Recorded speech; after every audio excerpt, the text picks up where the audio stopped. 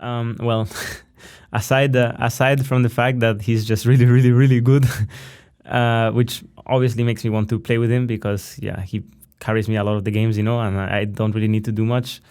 I think we also synergize very well in terms of like game related stuff. Everything really in game. I think we both have like kind of like the same core values of how we want to improve and how we want to like achieve things and what we want to achieve.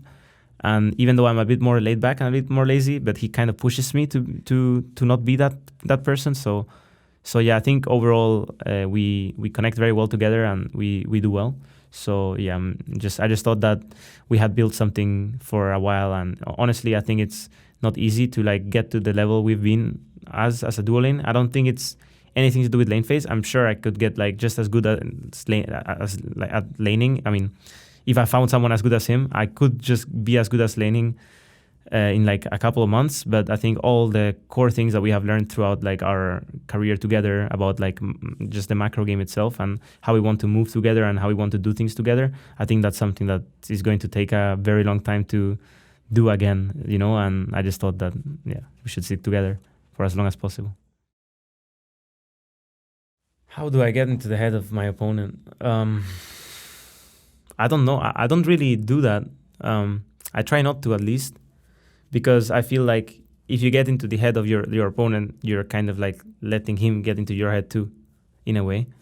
So I just try to rationalize everything and just like accept the things that he does, and then try and like I don't look at my opponent as a person with a mind or something. Like I don't play like some like hard mind games. I play small mind games like dodging a skill shot or something, but not really like very big mind games. And I just kind of like treat everyone the same. I actually have names turned off in game so that I do that, and yeah, I just like try to adapt to how my opponent is playing, and I try to like change my play in case like he does things that can punish me.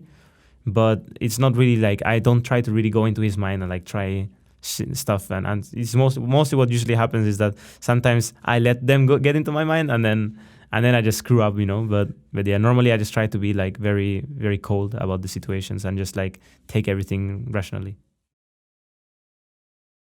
I'll go with NiP first because it's more funny. So with with NiP, I didn't learn anything at all while I was at NiP.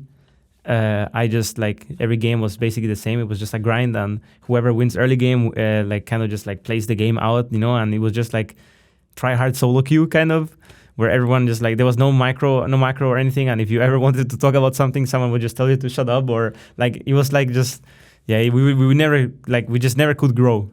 We didn't have anyone to help us grow, and honestly, we had people, but they didn't really help us, and we were also like very cocky and. Just like we wouldn't really accept criticism that well. So yeah, I think we were very narrow-minded and we just didn't learn at all. And I didn't realize that we were not learning because we were beating every team, really, like even LCS teams online. But when we played on stage, like just they would play safer. Every team would play safer, and you would not be able to get your advantages. And then we didn't know how to play without an advantage, and we just like crumbled against everyone basically. So I learned a lot in NiP, but not being there, but mostly through the experience I got after failing. I kind of like reflected on my life, and I realized that I had these flaws that I had to work on. And once I joined, like once I got a fresh start, I also had like a band, right? So that kind of also helped me like see different things from different perspectives. I coached a little bit for Super Hot Crew, and I was just like hanging out and talking to some people, and tried coaching for Alliance at the time.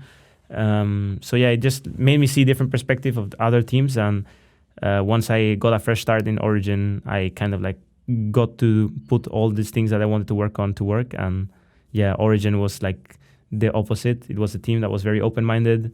Everyone would be able to take criticism if you like worded it properly, and everyone had like the same goals, and like everyone had a lot of experience already of like playing like on stage and just like being able to perform when it mattered, and everything just went really smoothly there.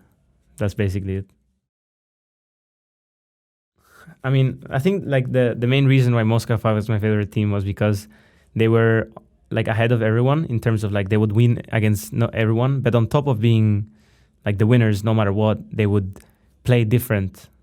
Like it's just like at that times the game was different and everyone was like trying to figure it out. So teams like CLGU or Moscow 5 were just like playing a different style that was like cool to watch, because you could be like, oh, CLGU, they play this style, and Moscow 5, oh, they play this style. So it was just really fun, and I just liked Moscow 5's style more at that time. That's basically it. I just loved Gosu Pepper at the time, Edward now. I loved how he played. I loved just like every player there. Like I don't know, it just felt really cool to follow them. At that time, I was trying to be a pro. I mean, I started League like 1 year before. Like while Moscow 5 was going on, I started playing League. So I was not really playing at all. And then that was the team and the player like Edward that I looked up to. And yeah, I just kind of like fell in love with the team. So what team is playing so uniquely, have their own unique style that is akin to the reason why you liked Moscow 5? I don't think there's any team right now that does that anymore. And if they do, they just fail, because it just feels like right now the meta is so set.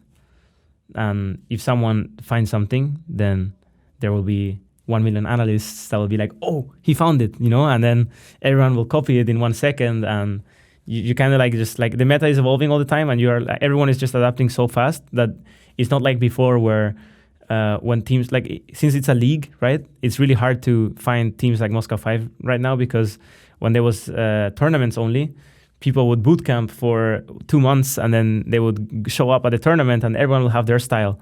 And that's what was cool about League before, that I really enjoyed. But now everyone just plays the same game because the meta keeps going on.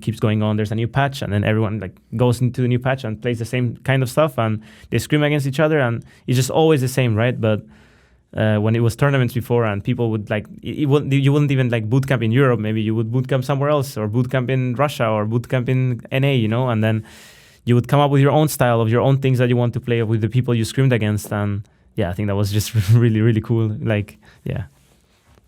I mean, there's not an opportunity to have a unique kind of perspective, because as you were saying, the second that someone has a unique kind of angle at it, then it's picked up by the casters, it's picked up by the analysts, and everyone does it. Yeah, pretty much. Like there's just very little chance to bring up something new. If you bring it up, it's gonna take maybe 1 week, 2 weeks before someone else has tried it already or is playing it. So it's just different, Like that's why tournaments are cool, because you have your own style. The meta evolves during the tournament, and that's why tournaments like Worlds are just so fun,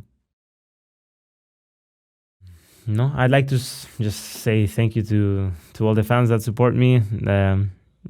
Basically through all the hardships that we were talking about, and like cheer me up whenever I'm down, and like they are just always there for me, And I know I'm like pretty bad at being a public figure in terms of like I normally never really say what I think, because I don't want to create drama, and I'm a horrible streamer when I do stream, but honestly, I think it's just the fact that my values are that I want to be the best I can be, and I want to work on myself, and streaming and being a public figure, even though I should be working on them as much, are just like not as important for me as like just being the best for myself, not really for anyone else, but just for myself. And I'm just glad that there's people there that understand that and still are there for me no matter what.